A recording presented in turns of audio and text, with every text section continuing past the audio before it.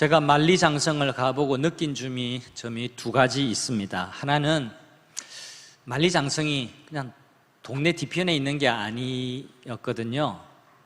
산 아래에서 케이블카를 타고 한참을 올라갔습니다. 험준한 산에 이 돌덩이를 짊어지고 왔을 백성들을 생각하니까 제가 참 안쓰러웠습니다. 그때 제가 중국에서 태어나지 않은 것에 대해서 감사했습니다. 두 번째 생각은 이 만리장성을 만든 이 나라들은 도대체 어디로 갔는가라는 생각이었습니다. 성을 쌓았던 왕조들은 하나같이 다 무너지고 말았습니다. 만리장성으로 외부의 침입은 막아냈지만 성 내부의 문제를 극복하지 못하고 모든 왕조들은 역사의 뒤안길로 사라져버리고 말았습니다. 느헤미야 5장은 내부에서 발생한 어려움을 어떻게 이스라엘 공동체가 극복을 했는지를 얘기하고 있습니다. 성벽 공사가 한창 진행 중일 때에 가난한 백성들이 공사 현장에 몰려왔습니다. 그리고 부자들을 성토하기 시작합니다. 2절을 보시면 읽지 않았지만 여러분 눈으로 따라서 보십시오. 2절에 보면 굶주린 자식들을 데리고 이제 당장이라도 구걸을 해야 되겠다라고 하소연을 합니다. 3절에 보면 포도원과 집이라도 저당 잡히고 이 흉년에 곡식을 얻어야겠다라고 단식합니다. 여러분 여기 중요한 단어는 저당이라는 말인데요, 영어로는 mortgage라고 그렇게 말합니다. 어원을 따져보면 이 mortgage라는 단어의 어원은 죽음이라는 mort라는 말하고 담보라는 가쥐라는 단어가 합쳐서 만든 단어예요. 그냥 간단하게 말하면 mortgage라는 말은 은행에 가면 모기지, 이게 mortgage입니다. mortgage라는 이 말은 죽을 때까지 담보라는 뜻이에요. 얼마나 무시무시한 의미가 그 단어 속에 있는지 모릅니다. 담보가 죽음하고 연결되어 있는 거예요.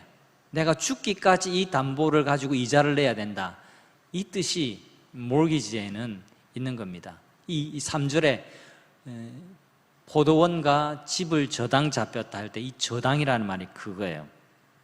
4절에 보면 어떤 사람들은 또 이렇게 말합니다. 세금을 바치기 위해서 빚을 낼 수밖에 없었다라고 말합니다.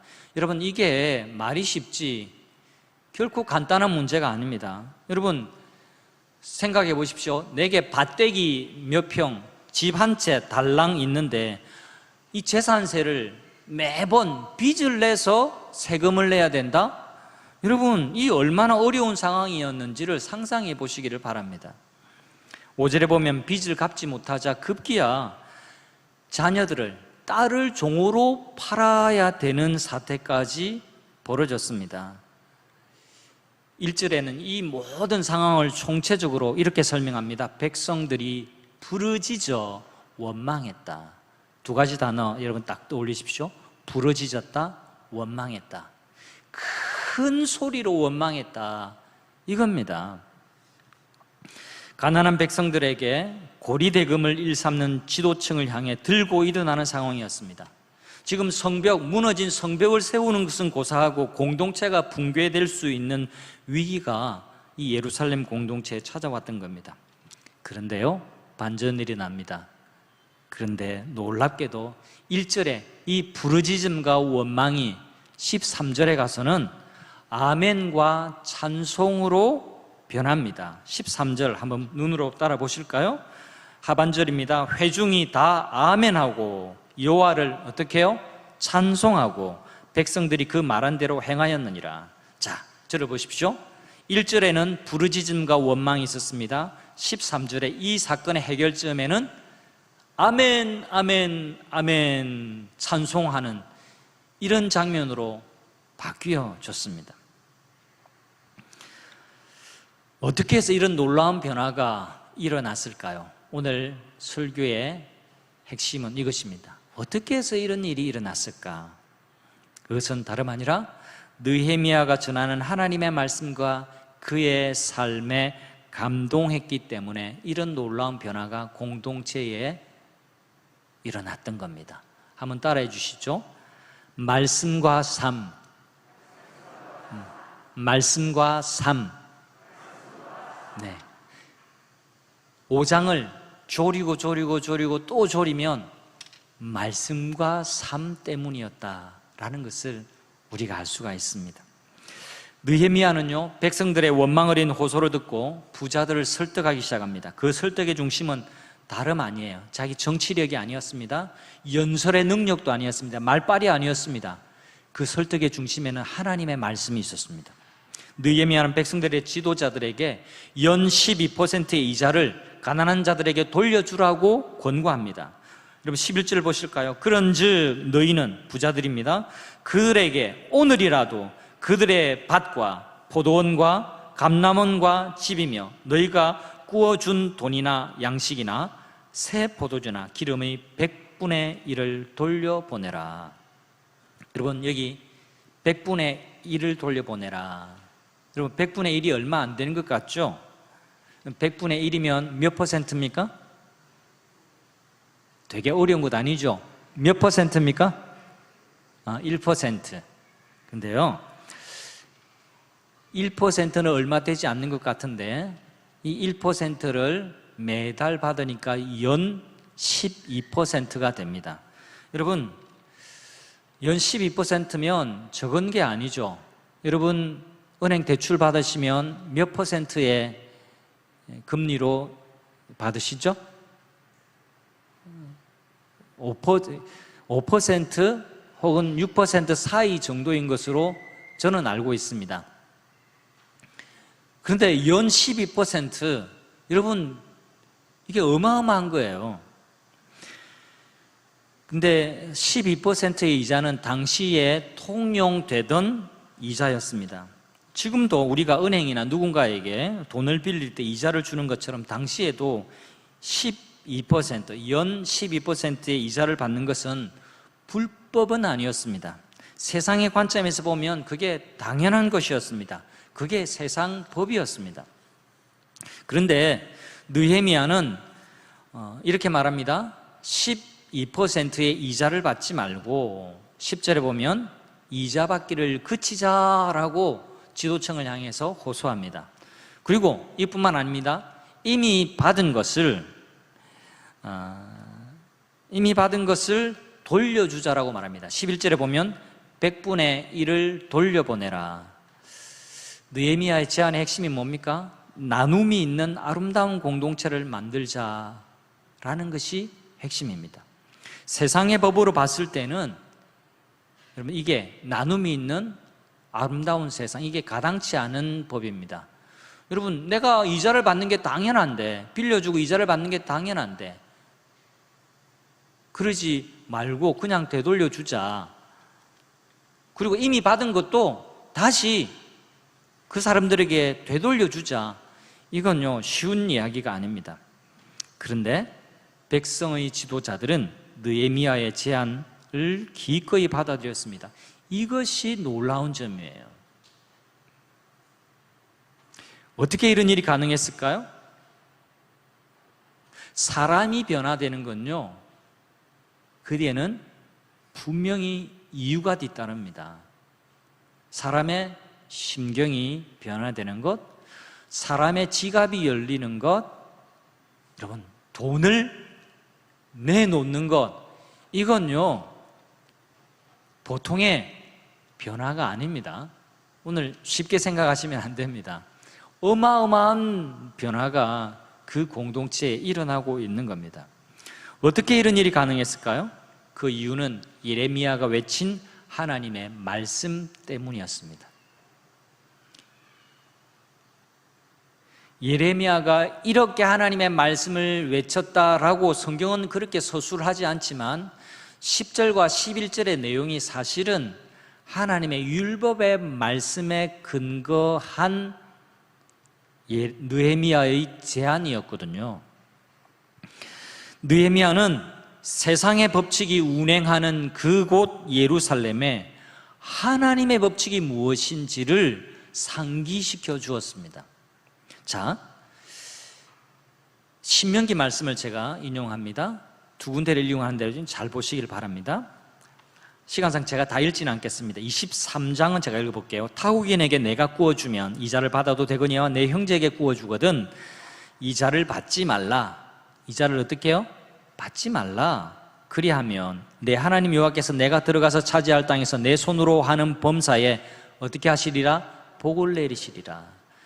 이스라엘 공동체의 견고함을 위해서 하나님께서 출애굽하는 백성들에게 가나안 땅에 들어가거든 이렇게 살라라고 주신 율법의 말씀 계명이에요. 또 한 군데 더 보겠습니다. 신명기 15장 말씀. 길어서 전체를 다 안 보고요. 중간에 보시면 제가 표시해 놨습니다.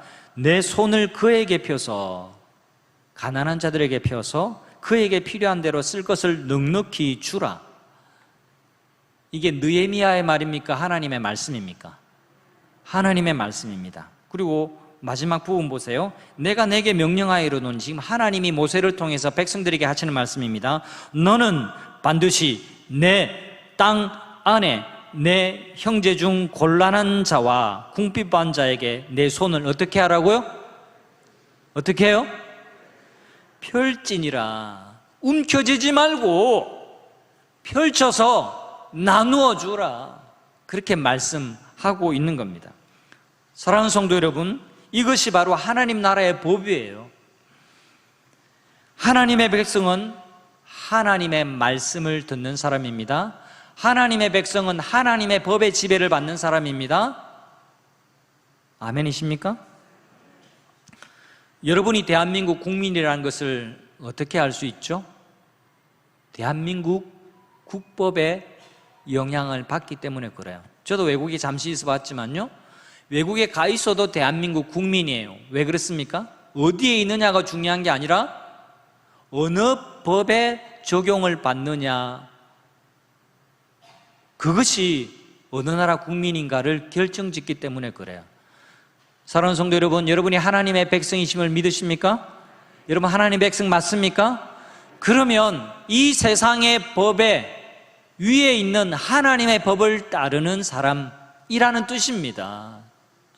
우리가 세상에서도 살지만 하나님의 법에 더 귀 기울이고 그 하나님의 법을 따르기로 결정한 사람들이 하나님의 백성들이에요.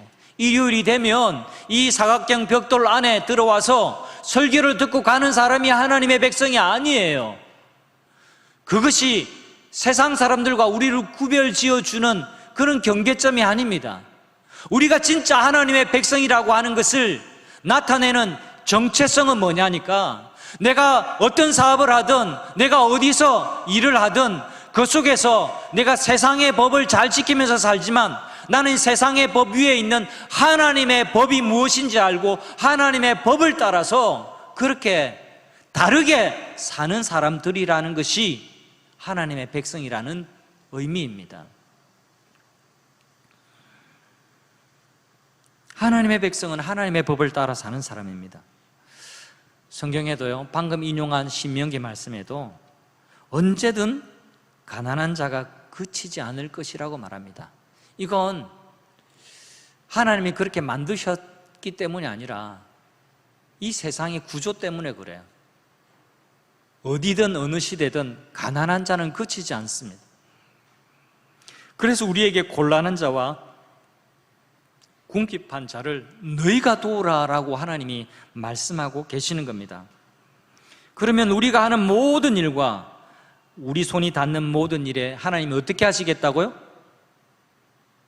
어떻게 하시겠다고요? 믿기 싫으십니까? 어떻게 하시겠다고요? 복을 주시리라. 믿으시길 바랍니다. 우리가 손을 펼치면 우리가 곤란당한 자, 궁핍한 자, 어려운 자들을 돕는 삶을 살게 되면 하나님이 외면하시는 것이 아니라 너희에게 복을 더하시리라. 하나님이 약속해 주고 계십니다. 하나님의 이 약속의 말씀을 믿는 사람이 하나님의 백성입니다. 믿으시기를 바랍니다.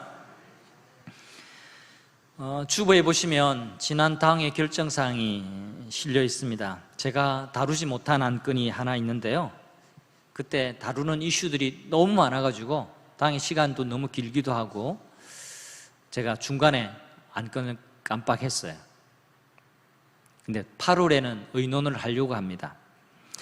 다른 게 아니라 가칭, 이거는 가칭입니다. 또 좋은 아이디어나 생각이 있으면 제게 언제든지, 우리 장로님들 언제든지 말씀해 주시면 좋겠습니다.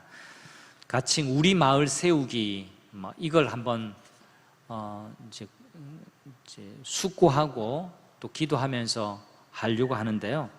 여기 우리 마을이라는 표현은 바로 성도님 여러분들도 다 속하게 되어집니다.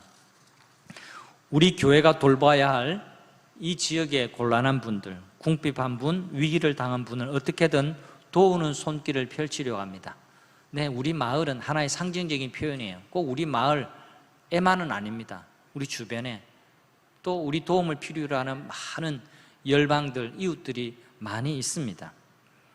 그래서 어떻게든 우리가 이제는 좀 더 전략적으로, 좀 더 마음을 다해서 구제하고 섬기고 선교하고 손을 펼치는 일을 좀 하려고 합니다. 제가 다 결정할 수는 없습니다. 그러면 편벽될 수 있고요. 제가 아는 쪽으로만 자꾸 기울일 수 있으니까. 그래서 이 마을에 오래 생활하셨고 또 교회에서 인정받는 몇 분을 좀 선정을 해서 우리 안팎으로 돕고 섬겨야 할 분들을 선정하고 손을 펼치는 일을 좀 열심을 내어서 좀 더 해보려고 합니다. 그걸 잘 해야 우리 교회가 복을 받을 것이기 때문에 그렇습니다. 이건 저의 생각과 저의 이야기가 아니라 하나님의 말씀입니다. 맞아요? 틀려요? 맞습니까? 틀립니까? 맞습니다. 저의 전략이 아니라 이미 하나님의 말씀에 기록되어 있는 거예요. 이 일 하라고 이 지역에 하나님께서 교회를 세워주신 거예요. 오고 오는 세대에 가난하고 어려운 사람들은 끊임이 없을 겁니다. 이 끊임이 없을 건데 하나님이 그분들에 대한 사랑과 관심이 많으세요. 하나님이 그 사랑과 관심을 어떻게 표현하기를 원하시냐면 하나님의 몸된 교회를 통해서 하나님이 그들을 사랑하기를 원하시고 그들에게 관심을 두기를 원하시고 그들을 돕기를 원하신다는 것을 우리 모두 기억하실 수 있기를 바랍니다. 이스라엘 지도를 여러분에게 잠시 보여드리면 이렇습니다. 이 지도만 봐도 참 우리가 얻을 수 있는 교훈이 있습니다. 이스라엘, 팔레스틴이라고 하는 땅은요 3개 혹은 4개의 큰 물로 이루어진 땅이에요. 그래서 서쪽으로는 지중해가 큰 바다가 있고요. 그 다음에 북쪽으로는 갈릴리 호수가 있어요. 그리고 갈릴리 호수에서 내려오는 저 강이 유명한 요단강인데, 그리고 그 아래쪽에는 갈릴리 호수보다 훨씬 더 큰 사해가 있습니다. 이제 갈릴리 호수 위에는 마치 우리나라가 압록강, 두만강이 백두산에 흘러내리는 그 물의 이 근원인 것처럼 이 헐몬산에서 내려온 그 물이 갈릴리 호수를 이루어요. 보기에는 아주 작지만 저게 보통의 호수가 아니에요. 가로 세로 11km, 22km예요.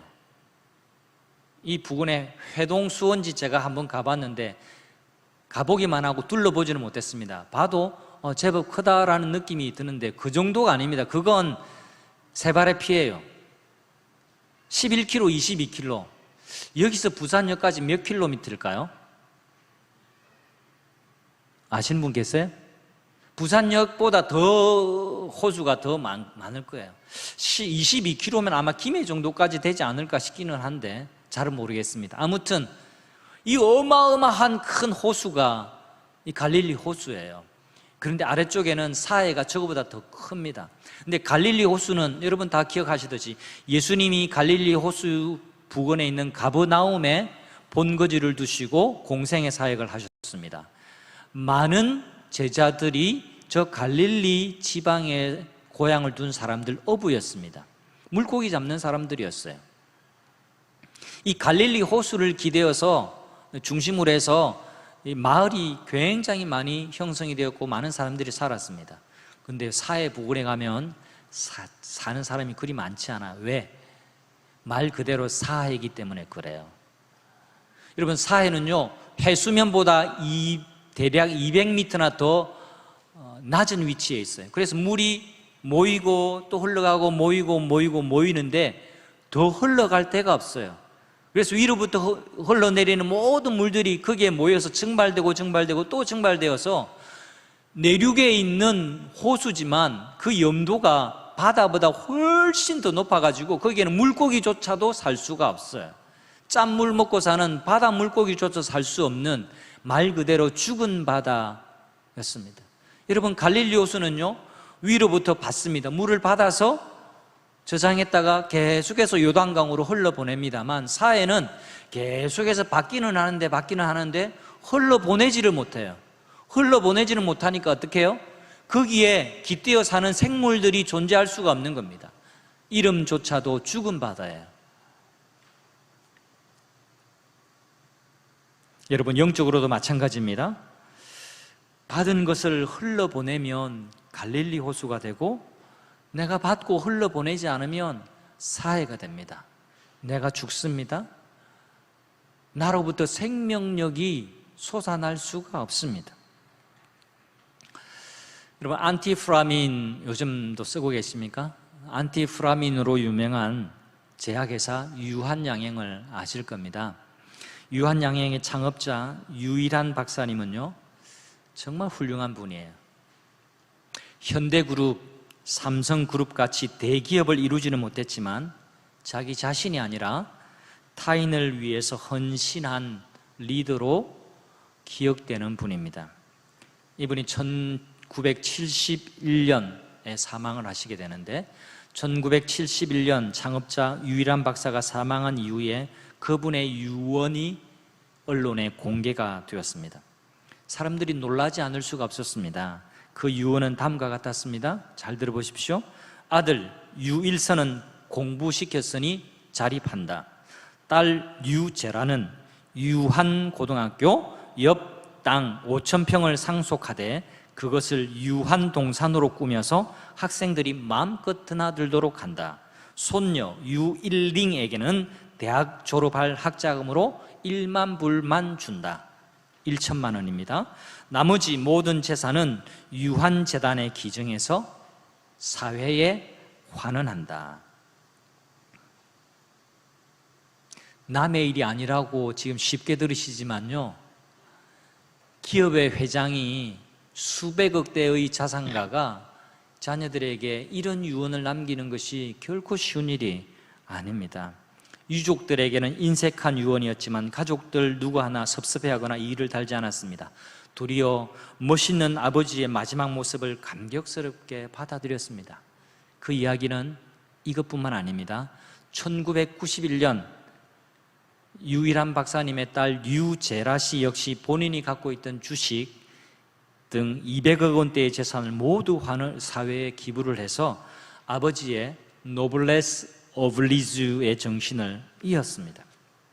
여러분, 우리가 읽은 느헤미야 5장의 부분을 두 부분으로 나눈다면 13절까지와 오늘 본문으로 읽었던 14절부터 이렇게 나눌 수가 있습니다. 자칫 공동체의 붕괴로 이어질 뻔한 내부 문제가 아름답게 잘 마무리가 됩니다. 제가 설명드린 대로 1절에 부르짖음과 원망으로 시작했던 이 어려운 위기가 13절에는 아멘 하고 찬송하는 것으로 그렇게 바뀌었습니다. 그리고 오늘 읽은 14절부터는요 느헤미야의 짧은 간증이라고 할 수 있어요. 백성들에게 하나님을 따라서 하나님의 법을 따르면서 살라고 한 그 자신은 어떻게 살았는지를 간증하고 있습니다. 느헤미야는 자신이 부임하기 이전에 총독들이 백성들로부터 은 40세겔을 빼앗았다라고 말합니다. 이렇게 세금으로 부과해서 거두어 가기는 하지만 사실상 빼앗아 간 거죠. 여러분, 은 한 세겔은요 성인 남자가 나흘간 일해서 받는 임금에 해당이 됩니다. 우리 건장한 남자분들 하루 일당이 10만 원이라고 한번 쳐봅시다. 그러니까 나흘이면 40만 원이죠. 이게 1세겔이면 40세겔이면 계산이 나오죠. 1600만 원. 이 1600만 원 정도 되는 이 돈을 매일 가치인지 매월인지는 잘 모르겠습니다. 본문에서 정확하게 말하고 있지는 않습니다만 이렇게 매일같이 백성들로부터 빼앗아 간 겁니다. 이건 그 당시에 통치 환경에 의하면 당연한 것이었어요. 그러려니 하는 것이었어요. 백성들로부터 세금을 걷어서 총독 자신이 그것을 자기 월급으로 삼는 것은 그 당시의 법이었습니다. 그러나 느헤미야는 이전의 총독처럼 그렇게 하지 않았어요. 느헤미야에게는 삶의 원칙이 있었습니다. 15절에 보면 나는 하나님을 경외함으로 이같이 행하지 아니했다. 내가 총독으로 여기에 부임했지만 내가 총독이기 때문에 당연히 받을 수 있기는 하지만 나는 하나님을 경외하기 때문에 내 안에 하나님이 계시기 때문에 나는 하나님의 지배, 하나님의 법의 지배를 받는 사람이기 때문에 나는 그와 같이 하지 아니했다라고 그의 삶을 간증하고 있는 겁니다. 남들이 그렇게 살아도 나는 하나님의 법을 따랐다라는 고백이에요. 여러분 잘 생각해 보십시오. 기득권을 가지고 고리 대금을 일삼던 사람들이 느헤미야의 지도력에 저항하지 않고 순순히 순종하게 된 비밀이 무엇일까? 1절이 13절로 변화되게 된 그 비결이 뭘까? 여러분 이게 보통 일이 아닙니다. 모든 일에는 저항을 받게 되어 있거든요. 특히 기득권자들의 저항은요 만만치 않습니다. 그런데 기득권자들이 변화됐습니다. 더 이상 이자를 받지 않습니다. 받았던 이자도 다 되돌려 주었습니다. 어떻게 해서 이런 일이 일어났을까요? 감동적인 느헤미야의 삶을 보았기 때문에 그렇습니다. 느헤미야는 말만 하는 지도자가 아니었습니다. 느헤미야의 연설이 몇 번 나오지만 느헤미야는 연설로 먹고 사는 사람이 아니었습니다. 말의 성찬을 베푸는 정치인이 아니라 삶으로 성찬을 베푸는 사람이었습니다. 보십시오. 17절과 18절 보면 느헤미야가 베푸는 식탁에 같이 음식을 나눴던 사람들이 최소 150명이었습니다. 그는 총독의 녹도 받지 않았습니다. 그러면 이 많은 사람들을 어떻게 먹여 살렸을까? 질문이 생기는데 아마도 그가 아닥사스다 왕의 정부에서 일하던 공무원이었기 때문에 많은 월급을 받았을 것이고, 그리고 이곳 예루살렘으로 그가 보냄을 받을 때에 왕이 많은 것을 챙겨주었습니다. 그게 1장 2장에 나오잖아요. 그것으로 그는 충당을 하고 백성들의 궁핍한 삶을 돌아보고 그는 자기의 호주머니를 채우는 것 대신에 자기의 호주머니를 털어서 백성들을 먹이는 삶을 살았습니다. 그랬기 때문에 기득권층 지도자들이 자기들에게 싫은 소리를 하는 느헤미야였지만 존경했습니다. 그래서 따랐습니다. 성도 여러분, 말은 삶으로 나타나야 진짜 말이 됩니다. 말이면 다 말이냐? 말이야야 말이지. 그죠? 말과 삶이 일치할 때 삶은 감동이 됩니다. 한 가지 더 주목해 보고 싶은 것이 있습니다. 11절을 보십시오. 느헤미야는요, 백성들의 원성이 되고 있던 귀족과 민장들, 행정 지도자들입니다. 이들에게 11절에 오늘이라도 당장 이자를 돌려주라고 했습니다. 여러분, 성미가 급해서 그랬을까요? 아닙니다. 이렇게 오늘이라도라고 말한 이유는요, 그는 인간의 속성을 너무 잘 알았기 때문에 그렇습니다. 잘못을 지적하고 책망해야 하는 사람들은요, 느헤미야의 성벽 공사에 적극적으로 후원하는 그룹이었어요. 그들과 어떻게든 좋은 관계를 유지해야 했습니다. 그래야 성벽이 세워질 거거든요. 그런데 느헤미야는요, 성벽 이거 세우는 이게 진짜 핵심이 아니라는 것을 알았어요. 느헤미야는 좀 더 넓은 시각으로 이 상황을 바라보았습니다. 차일 피일 미루고 이렇게 저렇게 타협하면 자신의 결심도 지키지 못하고 이 공동체가 무너질 것이라는 것을 내다봤습니다. 그래서 미루지 않습니다. 오늘이라도 되돌려주라. 오늘이라도 더 이상 이자를 받지 말라. 그렇게 지도합니다. 성도 여러분, 하나님께서 성경에 느헤미야를 이렇게 남겨두신 이유는요, 느헤미야 참 훌륭해, 이렇게 하라고 우리에게 남겨주신 게 아닙니다. 느헤미야를 보고 내 삶을 보라고, 내가 느헤미야가 되라고 하나님께서 이 말씀을 주셨다는 것을 기억하시기를 바랍니다. 하나님이 원하시는 거예요. 하나님은 여러분이 느헤미야가 되기를 원하십니다. 영적으로 물러서지 않는 결단력을 갖는 여러분 되시기를 간절히 바랍니다. 모든 일이 다 그렇습니다. 좋은 일, 하나님이 감동 주시는 일은요, 미루기 시작하면 계속 미룰 핑계가 생겨요. 미루면 사그라듭니다. 미루면 그 일은 떠나가 버립니다. 미루면 잊혀집니다. 제가 왜 오늘 설교에 다음 달 당회에 이걸 할 거다라고 말하는지 아십니까? 미루지 않기 위해서. 몇 달 전부터 제 마음에 계속 있던 건데 계속 미루어지거든요. 그래서 제가 미루지 않기 위해서 제가 먼저 말씀을 준비하면서 감동을 주실 때 제가 여러분들과 먼저 나누는 겁니다.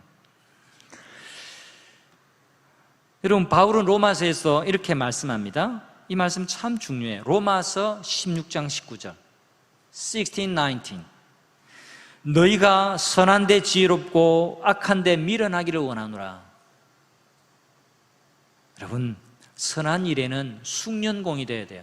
선한 일에는 지금 올림픽에 나와 있는 대표 선수들처럼 프로가 되어야 된다는 겁니다. 굉장히 잘해야 된다는 겁니다. 근데 악한 일에는 미련하라. 이 무슨 뜻이냐니까, 악한 일에는 1도 관심 두지 말고 선한 일에 언제나 열심 내고 선한 일에 관심 가지고 선한 일에는 완전히 그냥 숙련, 척하면 착 나오는 그런 몸에 밴 모습이 되라. 그렇게 말씀을 하는 겁니다. 성도 여러분, 느헤미야가 가장 중요하게 생각한 것이 무엇이었을까요? 성벽을 짓는 것이 아니었습니다. 느헤미야의 궁극적인 목적은 거룩한 공동체의 회복입니다. 하나님 나라의 회복입니다. 하나님의 말씀이 법이 되는 사회를 세우는 것입니다. 하나님은 느헤미야와 같은 사람을 통해서 하나님의 나라를 이루어 가시는 줄 믿습니다. 느헤미야와 같이 하나님을 경외하는 사람들이 다 되시기를 우리 주님의 이름으로 축원합니다. 여러분이 진짜 이 시대의 느헤미야가 되기를 하나님이 원하신다는 겁니다. 무너져가던 공동체의 느헤미야 자신이 은혜의 통로가 되었습니다. 그것이 14절부터 있는 느헤미야의 간증 속에 녹아 있습니다. 느헤미야는 그의 간증의 말미에 짧게 이렇게 기도를 올립니다. 자, 보세요. 지금 모든 장마다 지금 느헤미야의 기도가 등장하고 있습니다. 이 기도가 우리의 기도가 되기를 소원합니다. 마지막 구절 느헤미야 기도를 다 같이 한번 따라 하겠습니다. 함께 합니다. 내 하나님이여, 내가 이 백성을 위하여 행한 모든 일을 기억하사 내게 은혜를 베푸시옵소서. 여러분 이 기도를 잘 이해하셔야 됩니다. 하나님, 내가 이 백성들이 이렇게 한 것 아시죠? 그러니까 내게 복 주세요. 이렇게 기도하는 게 아니에요. 느헤미야의 수준을 그렇게 보시면 안 됩니다. 하나님, 내게 은혜를 베풀어 주십시오. 내가 이 백성들의 한 것 기억하시죠? 제가 더 잘할 수 있도록 하나님 내게 은혜를 주십시오. 나를 이 총독의 자리에 세우신 이유는 이들을 섬기라고 하나님 보내신 건 맞죠? 하나님, 제가 더 잘하겠습니다. 내게 은혜를 베풀어 주십시오. 한번 따라해 주십시오. 내게 은혜를 베풀어 주십시오. 내게 은혜를 베풀어 주십시오. 이 기도가 여러분의 기도가 되기를 축원합니다. 내 창고에 모아두기를 위해서 받는 것이 은혜가 아닙니다. 흘려보내기 위해 받는 것이 은혜입니다. 내 창고와 내 통장이 점점 커지고 내 자동차가 커지고 내 집이 점점 커지는 것이 은혜가 아닙니다. 내가 아닌 이웃에게, 믿지 않는 사람들에게 더 많이 흘러가는 것이 은혜인 줄 믿습니다. 이 은혜를 흘려보내는 삶을 이 한 주간에도 여러분이 살아가는 그 삶의 현장 속에서 아름답게 살아가는 여러분 되시기를 주님의 이름으로 축원합니다. 함께 찬양하